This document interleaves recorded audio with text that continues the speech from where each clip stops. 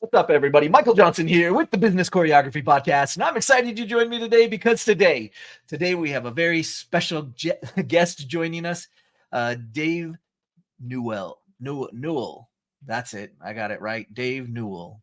He even corrected me at the beginning. Dave is on a mission to align the misaligned, connecting leaders with systems that foster outstanding work and personal fulfillment. He collaborates with small business leaders to implement the Five Facets of Business, a small business operating system to optimize processes, foster team alignment around culture, strategy, operations, story, and finances. Dave has coached hundreds of leaders, both nationally and internationally, and has implemented his frameworks for the last 11 years, serving more than 100 clients. Guys, we're so lucky to have him here with us today, and I am excited for you to meet him and hear all the great wisdom that he's going to bring to the table and share with us today. Let's cue the intro and we'll jump right in. Listen, there's a lot to learn when growing and scaling your business. That's why we created the Business Choreography Podcast, where we talk about choreographing your marketing, operations, and sales into dynamic systems that increase your revenue and your impact. We'll explore solid business principles and discuss all things that make businesses dance to success with clarity. We'll help you figure out where the holes are in your business and what you can do to fix them. Think of us as your official business choreographers, aka your insider growth strategists. Remember, your choreography matters. Welcome to the Business Choreography Podcast. Dave, thank you so much for being on the show today. It is a pleasure to have you here. Hey, thanks so much for having me. It's great to be here. Awesome. Well, we love to start with backstory. So we're going to dig right in and hear all the juicy details. Don't leave any of the good stuff out. We know it's not ever a straight line. It's a winding journey. So we'd like to hear more about yours and how you got to the point where you're doing all these cool things today. Yeah, that's great. Thanks for asking. Yeah, as you said, I mean, everybody's journey is a little different to get where they got.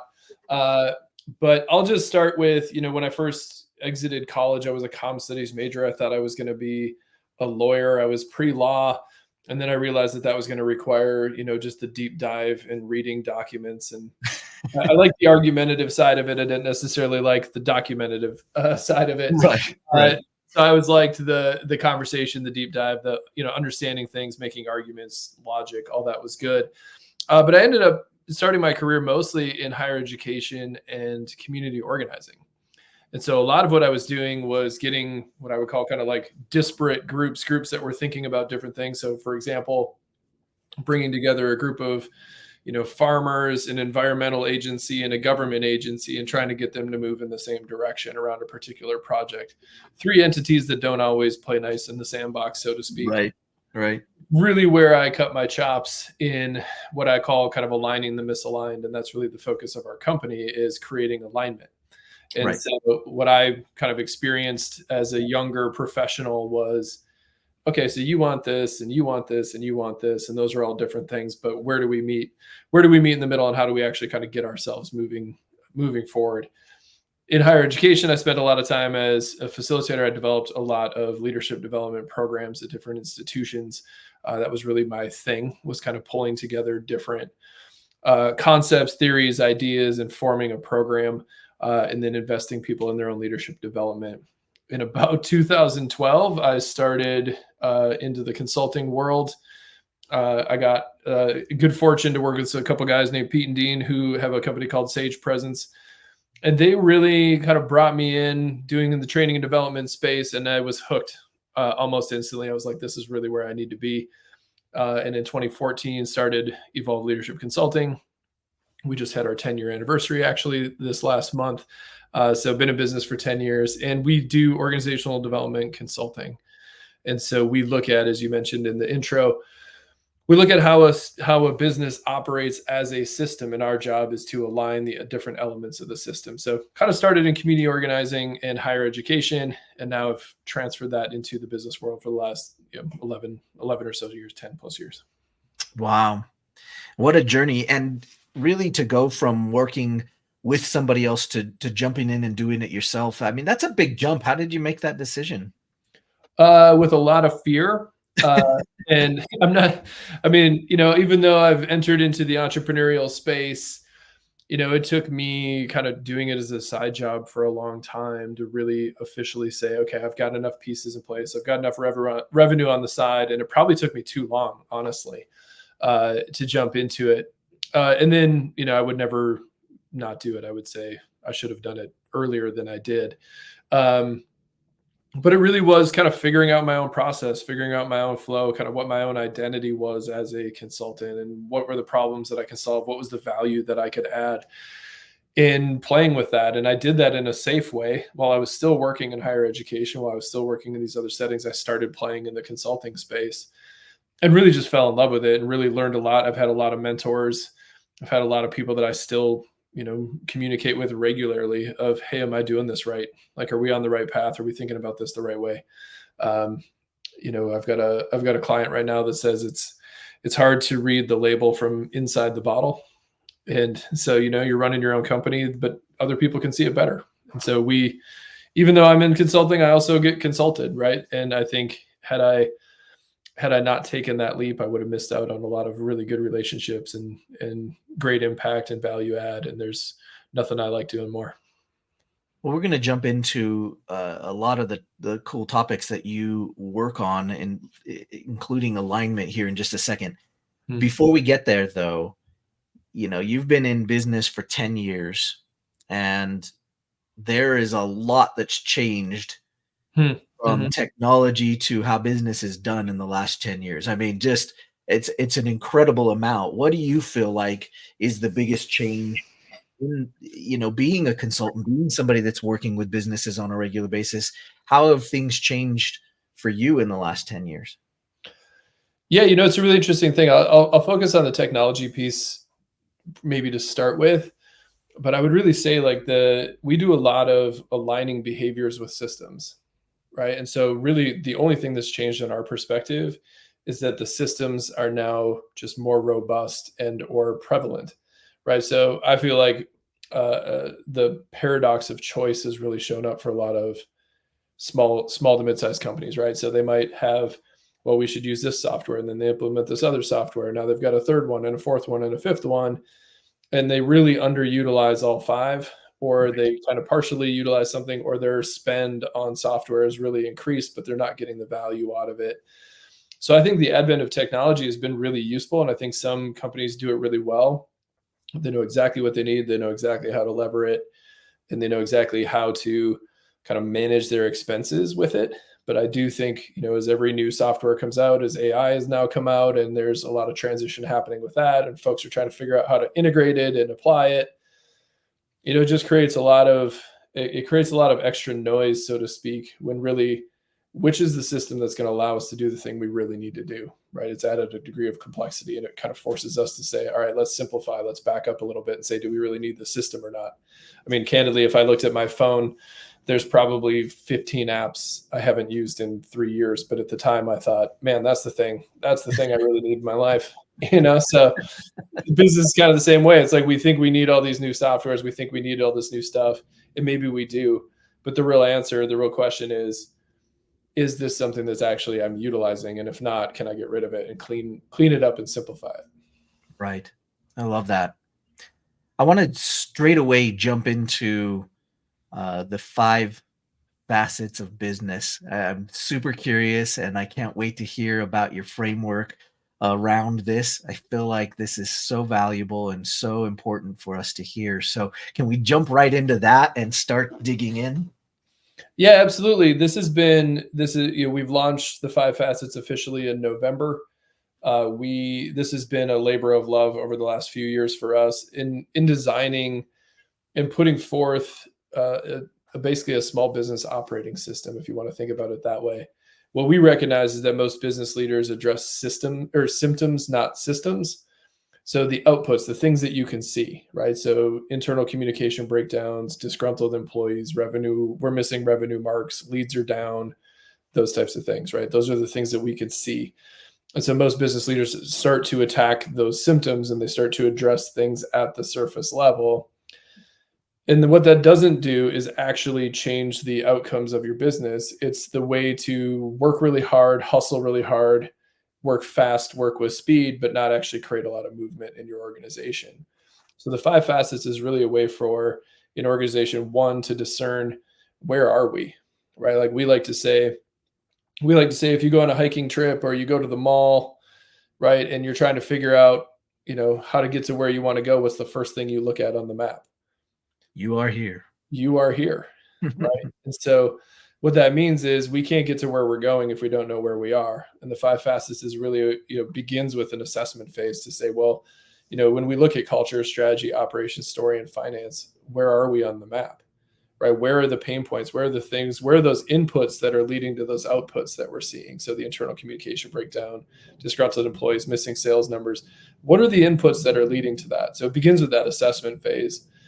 And then we take a systematic approach to applying tools, methodologies, practices, whatever it might require to shore up the areas of your business that are underperforming.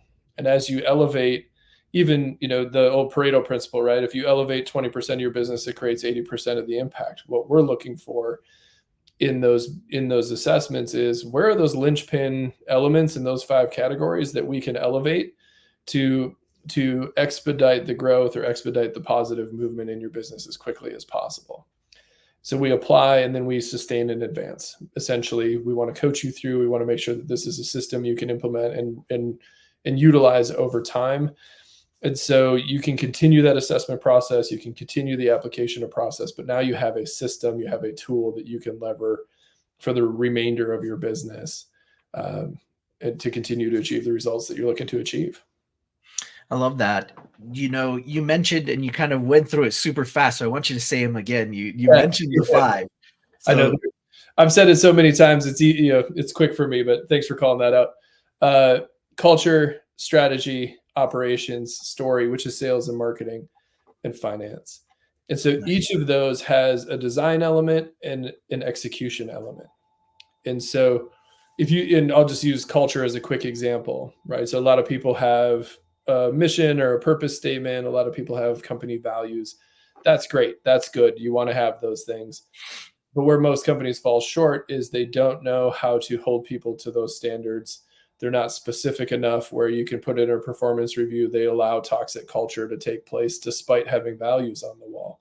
So we also talk about, well, what are the controllable behaviors that make those values true? Are we doing performance reviews that have incorporated those things? Do we have ritual in our organization that, kind of continually brings our culture forward? So we want to make sure that in every element we've got, all right, how is this, like, what's the actual intent here? What are we designing? Why are we here? And then let's also make sure that we're executing on that on a day-to-day basis. And so that permeates its way through finance, story, operations, strategy, and culture.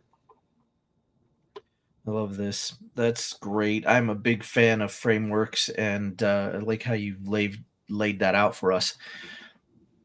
Have you found that it's difficult, even if maybe the leader is willing, to have the remaining followers get on board once you guys come in? That's a great question. There's a behavioral element to this as well. I mean, whatever operating system you put into play, whether it's, EOS or scaling up or the 5 facets, if you put any one of those into play, it's really dependent on, can the leadership team implement this? And so one thing that we've really actively built into the framework is a leadership component. There's a trust component. We've also built in our implementation, coaching and kind of what we call like project management, so to speak, to think about it broadly. But really our job is to walk alongside you to ensure that you're not only kind of seeing the tools and the methodologies and the processes, but that you're also able to adapt your behavior to work in a way that works for you. And more often than not, when we come into organizations, they're operating in a particular pattern and they don't even necessarily see that pattern and they don't know that pattern, but that goes back to the inputs outputs piece, right? If you have behavioral inputs as well, right? So you can think about that in terms of habits. You can think about that in terms of just how you operate your calendar or your day. And so we do want to dig in and say, okay, well, what are some of those linchpin things you can change from a behavioral perspective that are going to allow your business to transform as you put these tools in place? So it really is the marriage between systems and behavior. I love that. We believe so much Obviously, this is called the Business Choreography Podcast because we believe so much in the choreography of things and the value and importance of it. And I feel like, as a listener, go back and listen to that, what he just said again, because there's so much of the choreography that he's talking about. It's not just about the step in the show or the move that they're doing in that one dance. It's about the choreography of the whole dance put together and how that choreography of that dance fits into the entire show. And what you just described sounds a lot to me like that. Is that, do you have that accurate? Absolutely. There's certain things in your business that have an end and certain things that don't. And so one of the things we try to distinguish is the difference between complicated and complex. Sure. So complicated things, think about those as technical things, right? Like if you're a software programmer, developer, and you build a software program, you can get it to do what you want it to do, right? And it'll just run that program. Well, that's a technical thing, right? So like we can teach that, we can train that, we can repeat that, we can do that over and over again. So you can have certain things like that, right? So you might have automated email messages or workflows. Like those are technical things. Those are things that we can say, all right, we can implement this and it's done. And we don't really have to think about it anymore, right? That's just executing. And then there's complex things, and complex things typically involve people, right? Where they don't have an end. So even if we get a really good meeting structure in place, well, the behaviors in those meetings are going to change over time, right? Because the situations and the context and those types of things change. So we want to make sure that we're equipping folks with not necessarily thinking about things as, well, we implemented that meeting structure, so we're good. We never have to talk about it or think about it again. It's like, okay, sure, but not really, right? Like actually, this is a thing that we need to continually develop and practice over time. And so actually one of the things that we put into play early, one is those five, we have 5 leadership disciplines that we think about, and we put those disciplines in place. We basically say, like, look, if you want to sustain your business in a positive way, you have to be able to do these 5 things as a leader. I'll quickly just say those 5 things. Let's see if I can remember all 5 off the top of my head. They're a little bit more complicated than the other ones. But number 1 is make it small, right? Can you take big ideas and can you make it tangible for your team? Number 2, can you champion the narrative? Are you just on repeat talking about who, this is who we are, this is what we stand for, and this is where we're going? And you'll almost have to be ridiculously repetitive about it, almost to the point where you're annoying, right? But you have to champion the narrative. You have to be the one telling the story. Number 3 is to systematize. So to think in systems, how do we actually put this into systems, which is where the 5 facets kind of comes in. To prioritize. So if everything's urgent, right? If everything's a priority, which means we're not actually making choices about things. So you have to actually be able to prioritize. And then the last one, and I think probably the most influential one over time, is what we call leverage tension. What we mean by leverage tension is what's in the way is the way. And as a leader and as an organization, you have to build the capacity and the propensity to go to the hard places and to know what you're going to do when you're there, right? So the 5 facets of business operating system is coupled with this leadership philosophy. And when you put those 2 things together from a behavior and a systems perspective, you're actually kind of taking care of both sides of that equation. Love it. The dance, as you said. I like that. The dance. Yeah. Yeah. So when you get a leader that gets on board and they decide, yeah, we want to do this and we want to move forward, do you ever run into the leader actually not wanting to participate and they want their team to do all the stuff you say? And how do you handle that? That's a really good question. Actually, I don't run into that very often. It's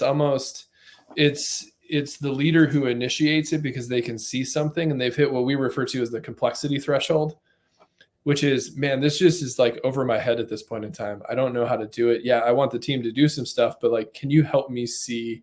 Can you help me figure this out? I know I want to do this, that, and the other thing. I want to achieve this goal. I want to make this happen, and we want to grow this much. But man, I'm so bogged down in, internal communication breakdowns, or I'm so bogged down in this employee stuff that's going on, or whatever it might be. And so they often are the ones that invite us in, and almost quite opposite to what you say, where we tend to run into problems is ego. When somebody might say, yeah, we want to put this system in place, but they don't buy into the system, right? They actually start going down the path and they think they can do it better on their own, or they're really kind of resistant to any of the change. So we kind of think about that as, okay, so you want to achieve the possibility that you can see, but you're actually adding kind of negative possibility to your team. You're saying, well, we tried that before and it doesn't work. It's like, okay, well, that's actually a way to resist the shift. And the problem is no longer do you have the right operating system? The problem is actually you, because your inability to accept the fact that your organization needs to operate differently is the barrier to you being able to operate effectively moving forward. Right. So as a leader, you have to be able to adapt. You have to be able to say, hey, we've done it this way for a long time, but we have to, the business folks in the room, the MBAs will, sunk cost, right? It's like, it's a sunk cost. You've done it this way. It taught you some lessons. It's a thing that you learned, but now you have to be able to let that go to be able to operate in this way because it's more effective, better, et cetera. And so, that complexity threshold that I referred to is where we often meet organizations is when they hit a little bit of a plateau. They've been growing, they've been getting some advancement, they've been moving forward as a company, and let's say that number is $3 million. They got to $3 million. And now at $3 million, they've kind of been stuck there for 2 years, a year, and they're just, now it's kind of moved into, man, we're not growing like we were. We had all this momentum. And there's often a mentality shift that takes place at that point, which is we have to move from the big dog operator flying around solving problems mentality to the system scale and simplification process.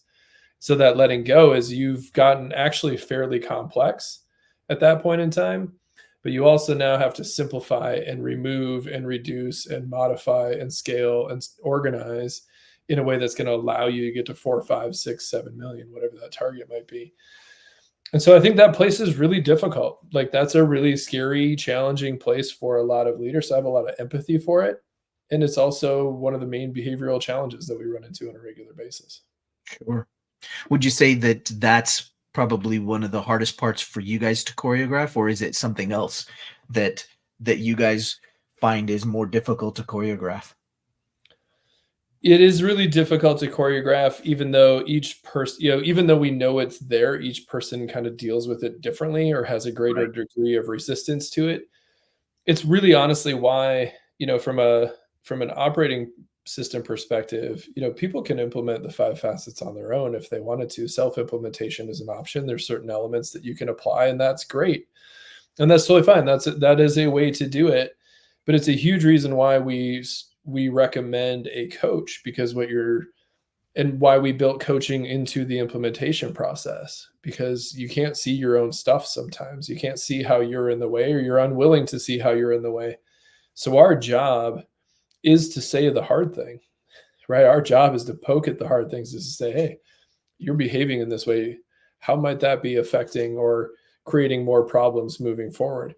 Our job is to call that stuff out. That's where the outsider looking in can really add a lot of value.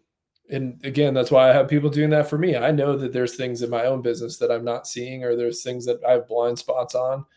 And having somebody on the outside say, hey, you're resisting this thing, even though it's the right thing. Where's that coming from? It's like, oh, yeah. Okay, I need to deal with that. So it is the hardest part for us to choreograph, as you put it, right? There's no kind of, well, follow these 3 steps and you're fine, right? Because I could say that, but it doesn't mean you're going to follow them, even if I had them, right? So like, it is that dance a little bit, as you put it, between coaching somebody into their own brilliance, so to speak, and also allowing them to put in a system that works. I love it. Well, how can people find out more about what you're up to and how they could get involved? Yeah, thank you for that. The best way is to go to 5facets.biz, biz, B-I-Z, 5facets.biz. On that page, you can learn a lot more about what the 5 facets are, but really the best way to get into it and to learn is to take our free assessment. The assessment is 26 questions. It's a 5-ish minute survey, depending upon how long it takes you, but it's about 5 minutes, 26 questions. It's totally free. And what that'll do is it'll show you, you'll get automatic results. And what it'll show you is, kind of where you are on the map, right? As you go, as you look at your business, just where are we? we're here. And then from there, you can decide kind of how you want to engage, but it's absolutely the best way to do it. The other thing you can do is you can click on the workshops tab. We do have workshops coming up where you can engage and start to experience some of those materials. If you're more like me, where you just want to experience it, touch it, taste it, try it, that's a good way to get engaged and learn a little bit more as well. I love it. Can you leave us with some final words of wisdom for our journey? We appreciate all that you've shared so far, but any last words of wisdom you can impart to us? Yeah, thank you for that. I one of my favorite quotes, and it's a little bit of like a no duh kind of quote, but I think it speaks volumes to how to address your business, is the system is perfectly designed to produce the results that it's producing. So when you think about that, if you're getting results that aren't working for you, it means that your system is designed to do that. So Right. you have to change the system. You have to actually step back and say, what are those inputs that we can change that are going to lead to different results? So you have to change the inputs, and that'll lead to the difference in the output. So that's a quote we use a lot. That's a quote we live by. So thanks for asking. Hopefully that hit the mark. I love it. All right, guys. Thank you for being here on today's show. We appreciate you so much. Don't forget. Thanks so much for having me. Yeah, absolutely. All the listeners, keep choreographing your business, all parts of your business. So go check out what Dave has for you guys, and we'll see you guys on the next episode. Thank you so much for being here, Dave. Thank you. Thanks so much for having me. It was great. Thanks for joining us today. Want more business choreography? Check out our website at bizchoreo.com to find out more. And find out how the choreography for your marketing, operations, and sales can raise your revenue and create more impact. Remember, every business needs choreography.